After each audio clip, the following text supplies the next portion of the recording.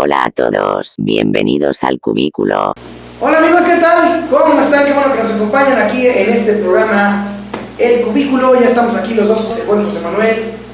¿Qué pasó, José Manuel? Queridos escuchas y YouTube videntes, es un placer estar con ustedes y bueno, que nos acompañen aquí en esta pequeña conversación que vamos a tener como siempre el Bote y yo. Y bueno, agradeceremos siempre sus comentarios que nos dejen en los videos y obviamente de los comentarios que ustedes nos dejen en el siguiente programa tomaremos los comentarios pertinentes y con todo gusto vamos a darles respuestas si ustedes quisieran o vamos a decir aquí sus comentarios. Lo más importante es que sepamos que aquí el cubículo es de todos, ¿sí?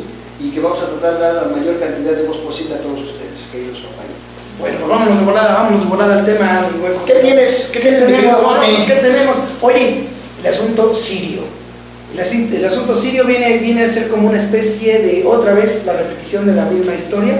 Intereses diversos que bajo el amparo de un pretexto, como puede ser religioso, como puede ser una ideología aparentemente menor, que en realidad lo que busca es el posicionamiento ya sea de unos poderosos, de otros poderosos, bases militares, posición geopolítica, pero a final de cuentas entre todo este entorno siempre terminan afectados ciudadanos, siempre terminan los más débiles afectados, pero además el que se va metiendo cada quien, ¿no? Porque cada quien que jala para su lado o está de rastrero con tal cual país, y de allí empieza a estarse generando un boom, que aquí es donde vale la pena preguntarse, ¿de veras podrá ser el asunto sirio, podrá ser el detonante para que comience pues una tercera guerra mundial? Esa pregunta es muy interesante, mi querido Bote, y te voy a decir una cosa. Literalmente las características del conflicto en Siria ya son las de una tercera guerra mundial. ¿Por qué? Porque estamos viendo distintas fuerzas políticas, distintos países, distintos ejércitos que ya están interviniendo en las operaciones militares.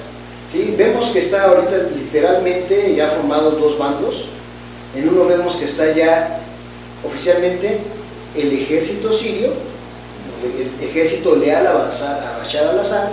Están los rusos que ya ingresaron el 28 del mes de septiembre de este año, apenas ingresaron ya e iniciaron operaciones militares.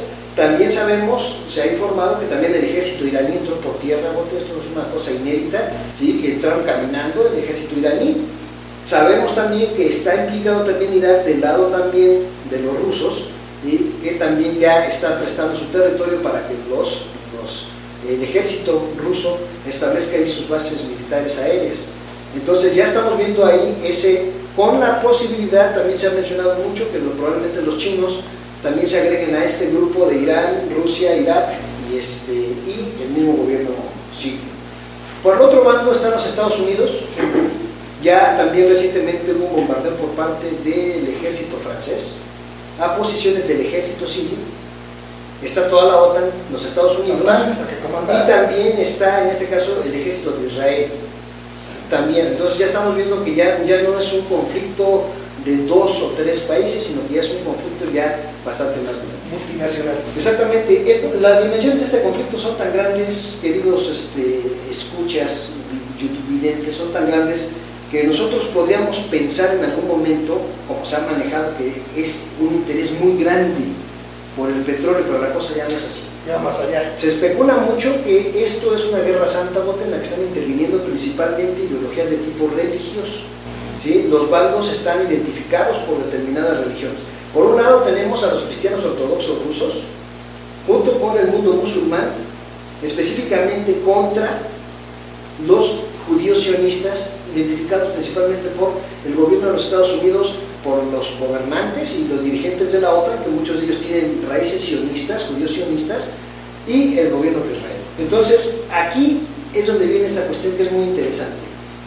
Se especula también en algunos medios, se ha comentado, no se tiene, como siempre Bote sabemos, no existe la certeza en estas cosas, pero se especula que sí es una guerra santa y que el objetivo principal es recuperar específicamente Damasco, que es una región santa tanto para judíos como para musulmanes. Entonces, esa pudiera ser una razón que en efecto valga la pena para las personas que son fanáticas religiosas, ¿sí?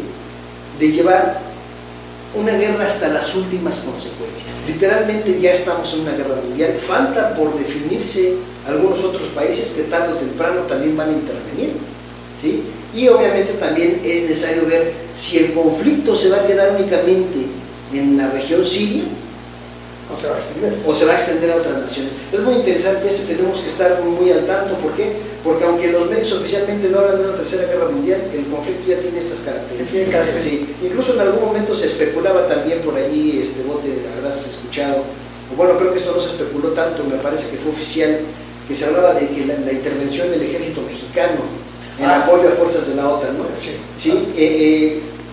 Esto es como un apoyo meramente incondicional hacia los Estados Unidos, pero específicamente los mexicanos y el gobierno mexicano no tienen absolutamente nada que hacer allí, porque como te repito, es una guerra ideológica. El supuesto motivo ha sido el petróleo. ¿Por qué? Porque para los gobiernos de todo el mundo conviene más decir, ¿sí?, que el pleito es por petróleo, a decir, esta guerra es una guerra meramente fanático-religiosa. Pero esta guerra es una guerra meramente fanático-religiosa. Pero a ver, aquí es donde me llama mucho la atención. Yo siempre, a través de la historia, siempre a través de la historia, lo que es la OTAN, lo que es Estados Unidos, una de las cosas que siempre buscan es una de dos sopas: o riquezas para saquear, o posición geopolítica para estar cerca de los enemigos principales. Siempre ha sido así. Es muy raro que el verdadero interés estadounidense tenga que ver con un aspecto ideológico, ¿sí? En el tenor también yo veo, por ejemplo, similar a Rusia. ¿Sí? Rusia obviamente por defenderse, porque imagínate, si la zona de Siria llegase a ser ocupada plenamente por Estados Unidos para poner las bases militares que le venga en gana, es una situación que ni a Siria, que ni a Rusia, que ni a Medio Oriente le va a convenir. No, aquí hay una cosa muy importante, debemos regresar un poco a los tiempos ochenteros de la perestroika, porque fue por ahí, ¿no? Sí, finales de los 80, cuando Mikhail Gorbachev se encarga de desintegrar lo que era la Unión de Repúblicas Socialistas Soviéticas. A la URSS. Si el motor principal de los Estados Unidos fuera el petróleo, como nos han hecho creer, cuando esa separación de la República Soviética se da, era el momento en el cual Estados Unidos podía haber robado todo el petróleo de Siberia. ¿Por qué razón? Porque lo que ahora es Rusia, en aquel entonces estaba literalmente desarmado, tenía armamento obsoleto, ¿sí?, tenía armamento descontinuado, y ese era el momento en el cual Estados Unidos podía haberse apostado o haberse hecho con los máximos pozos petroleros, porque es la región con más petróleo, ¿no? Sí, pero también, Siberia. Sí, es cierto, pero también no es muy apta respecto a condiciones para llegar y ponerlo así en un pozo petrolero. Por eso, pero viene a ser muy curioso que digamos, hablando de guerras meramente petroleras, los gringos no hayan preferido enfrentarse a los venezolanos, que en teoría podría haber sido un objetivo más sencillo que Siria. Sí, entonces, si nosotros vemos la ola de ataques y de invasiones, todos han sido específicamente en esa región que va de Siria a Israel. Tal parece que se da en esta región donde los judíos salen de Egipto y se van caminando por toda esa región. ¿Sí? Tal parece ser que en efecto tiene esto que ver con lo que es la Tierra Santa de los judíos, todo ese tramo en el que ellos caminaron, porque en la Tierra Santa de los judíos no nomás es Israel, sino que se habla de todo ese espacio que ellos caminaron. Entonces tal parece que se quiere recuperar. Entonces ese pudiera ser el motor. Obviamente, lo que a mí me llama la atención es que, mira, yo te entiendo muy bien el aspecto del petróleo, pero también, por ejemplo, el poder colocar a Estados Unidos bases militares a sus anchas, por ejemplo, en Siria, le ayuda también para proteger sus intereses como los que ahora tiene en Irak. Ahorita sabemos que el control petrolero, con todas las broncas que sigue habiendo en Irak, el control petrolero ya es de los Estados Unidos. Y obviamente ese tipo de posición geopolítica para que en un momento dado, si se necesitara el uso de fuerzas militares, pues está ya más cerquita. O sea, también no cabe la posibilidad de que no tanto la cuestión meramente de petróleo sirio, sino tener la posición geopolítica para bases militares en la región. Es que volvemos a lo mismo, volvemos a lo mismo, mi querido Bote. ¿Por qué? Porque no tenemos bien claro realmente el objetivo. Mira, una cosa que es bien importante es esto. ¿Qué sucedería en cualquiera de los países involucrados? si sus gobernantes les dijeran que van a pelear por la Tierra Santa? Los pueblos en automático van a decir, oye, no sabes que a mí no me vas a embarcar en una guerra de algo que a lo mejor yo ni creo, ¿verdad? O depende del país. Entonces resulta ser más fácil, bueno, para los musulmanes esto es guerra santa. Pues te digo, para Para los musulmanes, ellos sí se lanzan. pero por ejemplo hablemos específicamente de los Estados Unidos. Que los Estados Unidos dijeran, vamos a emprender una guerra santa para recuperar las tierras sionistas, cuando muchos de los habitantes de los Estados Unidos no son judíos. Sí. Sin embargo, en los Estados Unidos el gobierno está básicamente en manos de la gente con ideología judía, de judíos.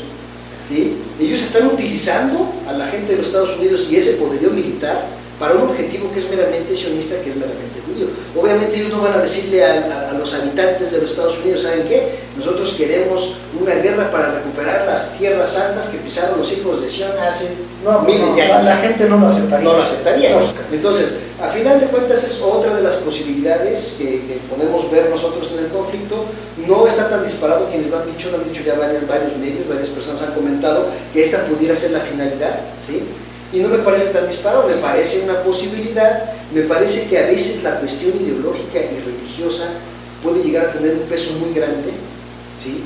Y llevar ciertamente países a tan grande el peso que suele también ocultar intereses que vienen detrás. Claro, eso también pasa. Claro, incluso mira, las ideas religiosas han enfrentado países, digamos, de manera interna, han generado guerras civiles. Sí. Recordarás allá en la ex Yugoslavia, que fue una guerra tremenda en la que todos son yugoslavos, todos eran yugoslavos, y por las diferencias ideológicas acabaron dividiendo al país. No te vayas lejos, ¿qué pasó con los cristeros aquí?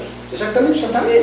Entonces el pensar en una guerra con tintes y motivos religiosos no debemos descartar. O sea, es un punto interesante porque yo lo veo así, de acuerdo a lo que tú nos platicas. O sea, no debemos perder de vista también el punto religioso, ¿sí? Que puede ser el verdadero motivo principal, pero tampoco perder de vista que puede ser aprovechado, como a través de la historia lo han hecho intereses diversos. Claro, o puede ser cualquiera de los dos. Porque dos. mira, como te he dicho muchas veces, vos te lo voy a decir siempre, aunque parezca disco rayado, el problema está que el grueso de la población, tanto en México como en el resto del mundo, no conoce la verdad, simplemente se nos embarca en travesías en las que muchas veces no sabemos dónde vamos a parar. Y así como está sucediendo aquí en México muchas cosas. Y dime si no es como está sucediendo aquí en México. A ver, por favor, esto sí lo tengo que decir, porque si no reviento. ¿Cómo es posible que me salgan de repente gente en redes sociales, gente ex políticos o partidos políticos, como el señor, por ejemplo, Cuauhtémoc Cárdenas? Oye, ¿cómo es posible que nos salga ahora a plantear? Y lo digo porque mucha gente lo está manejando en redes sociales como una propuesta lógica, cuando a mí se me hace ilógica. A ver, están planteando que en México se haga una nueva constitución. A ver, una nueva constitución. Mira, en México la constitución, sabemos, garantiza los derechos de los mexicanos, ¿cierto o no? Sí. ¿Cuál es el problema? Y es la que tenemos, aunque ha sido reformada. Ha sido deformada. Pero aún así, con todas las deformidades que le han hecho desde hace décadas hasta la fecha, aún así tiene derechos fundamentales, individuales, garantías individuales que protegen a los mexicanos, que simple y sencillamente no se hacen valer. Lo sabemos. Entonces ahí, por favor, o sea, ahí de quién es la pregunta lógica. ¿Quién es el culpable? ¿La Constitución o la clase que nos está gobernando? Tenemos, por ejemplo, el caso del salario mínimo, que tanto también ahorita se están ahí queriendo dar lija, por ejemplo, Miguel Ángel Mancera y la gente del PAN. Fíjate qué irónico lo de los del PAN, que tuvieron 2 sexenios del poder presidencial, 2 sexenios para tener preferencia en sus iniciativas, por lo mismo de que tenían el poder presidencial y les valió un vil cacahuate. No sé si te acuerdas cuando fue el fraude electoral del 2006, que una de las primeras demandas de los ciudadanos, de los mexicanos, fue el aumento salarial de emergencia, que simple y sencillamente nadie, ni PRI ni PAN le hicieron caso, les valió un vil cacahuate, amigos. ¿Qué sucede ahora? Bueno, pues da la casualidad de que la fracción sexta del artículo 123, que dice para qué debe alcanzar el salario mínimo, se viola flagrantemente, pero la Constitución que está, incluso la que dice ahorita para qué debe alcanzarnos el salario, es buena. Es bueno lo que dice ahí para lo que nos debe de alcanzar en vías del bienestar que deben de tener los trabajadores. Sin embargo, no se aplica.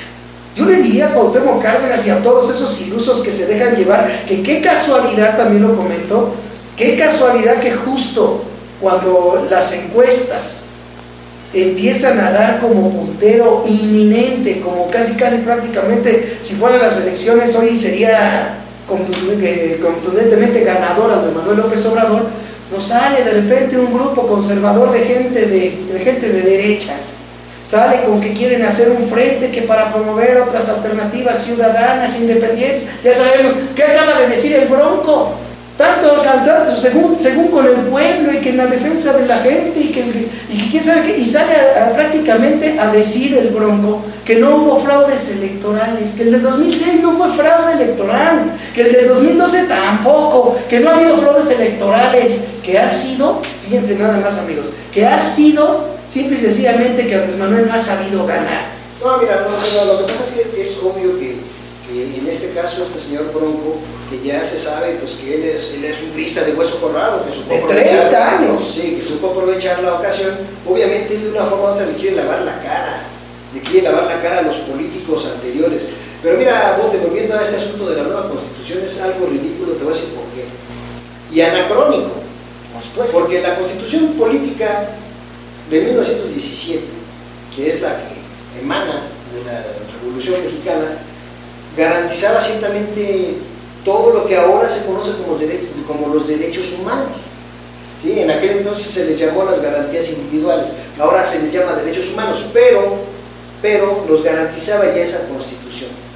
La Constitución, no se necesita una nueva Constitución, ¿sí? Se necesita retomar la Constitución original. Exacto. ¿Sí? Y hacerla valer en todo el peso que tenía ese documento en su momento, ¿sí?, de gloria.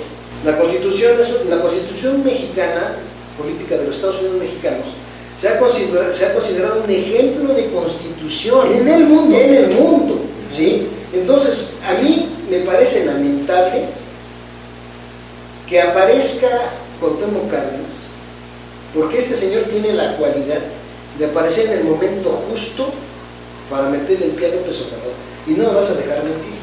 Es un señor que más que parecer que él busca ser un presidente, un político de altura, busca estar limpiando la imagen de los priistas y los panistas. Yo creo que el PRI y el PAN han tenido en Cuauhtémoc Cárdenas también, extraído de las filas priistas, Cuauhtémoc Cárdenas, ha tenido un perfecto aliado para que en el momento preciso la oposición se desencante o la oposición pierda el rumbo de su ideología y el rumbo de su lucha, ¿sí?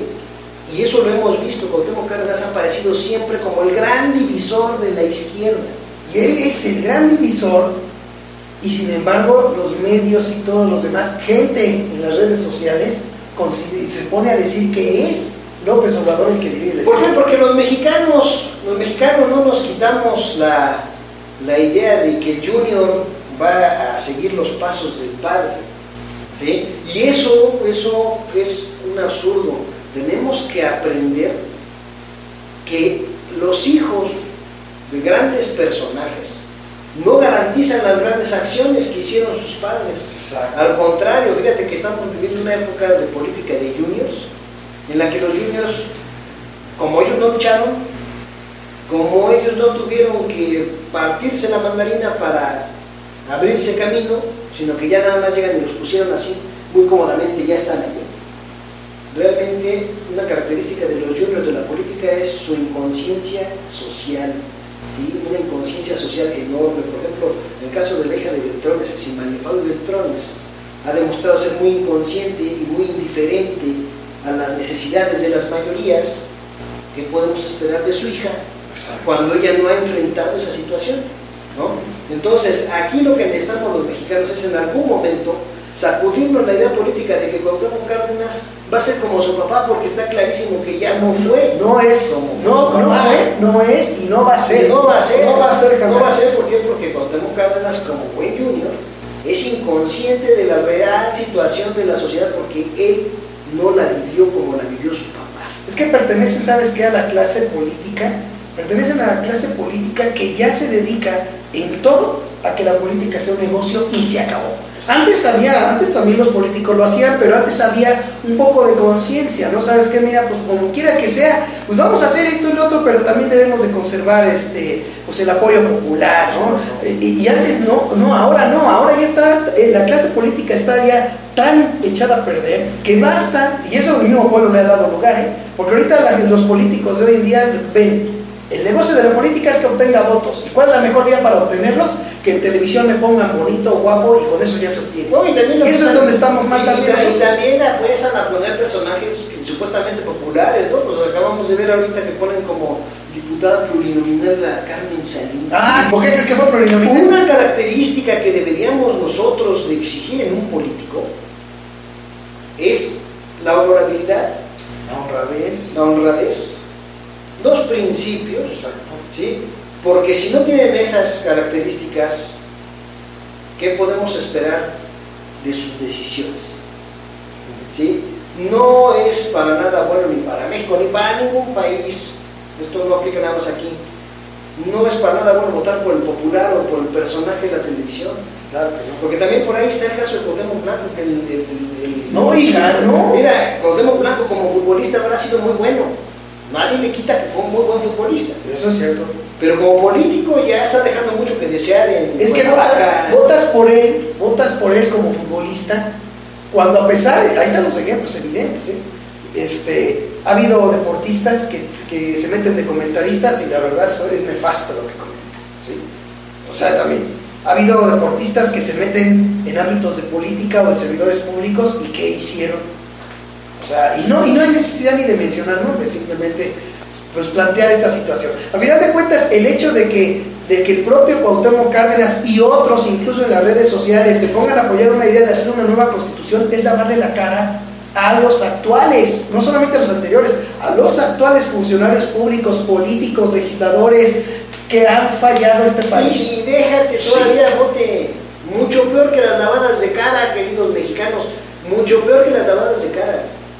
Si se pretende hacer una nueva constitución, se corre el riesgo de que todo lo que contenía la anterior constitución y que era valioso, simple y sencillamente ya no venga en la nueva. Exacto. ¿Por qué? Porque no están hablando de modificar la constitución, están hablando de hacer una nueva.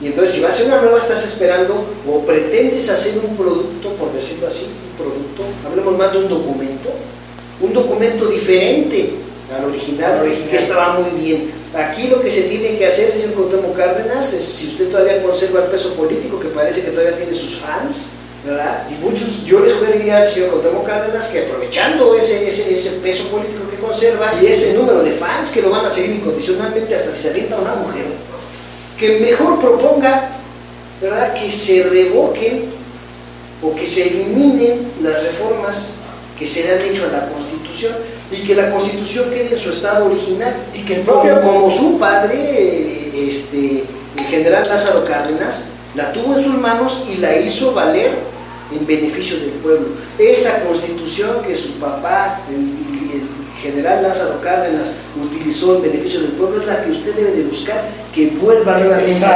Y no venir con propuestas charras de que hay que modernizar. ¿Por qué? Porque hay cosas que no dependen de la modernización. Los derechos no dependen de la modernización, esos van a ser siempre iguales. Bueno, ¿sí? ¿Y por qué modernizarías una constitución que no has aplicado? También, porque en este país la clase política lo que dicta en materia de salario, de bienestar social y de todas esas cosas no se ha aplicado, ¿eh? No se ha aplicado. Así que, por favor, amigos. Bueno, pues, como siempre, José Manuel, un gusto. Un placer haber estado aquí contigo. Aquí estuvieron estos dos cubiculeros, los esperamos en el próximo programa del Cubículo. No dejen de visitar, los quiero yo invitar por mi lado, que no dejen de visitar y compartir www.tiraderodelbote.com y de apoyarme, ahí busquen la opción que sumas apoyarme para que apoyen el proyecto de Noticias con el Bote y de tiraderodelbote.com. Dejen su comentario, a los que nos estén viendo en el post de tiraderodelbote.com, ahí dejen su comentario, está el portal de discusiones ahí para que dejen sus comentarios, los vamos a estar leyendo, vamos a tomarlos en cuenta, los vamos a comentar, a ver dependiendo de qué comentarios nos digan, y aquí los esperamos en el próximo programa del Cubículo. Un abrazo a todos, que estén muy bien y muchas gracias, queridos YouTube Videntes. Es un placer haber estado con ustedes. Nos esperamos próximamente en una emisión más del programa Cubículo. Muchas gracias. Si lo que viste te gustó, dale like y comenta tu opinión, y no olvides suscribirte a este canal. Hasta la vista, carnal.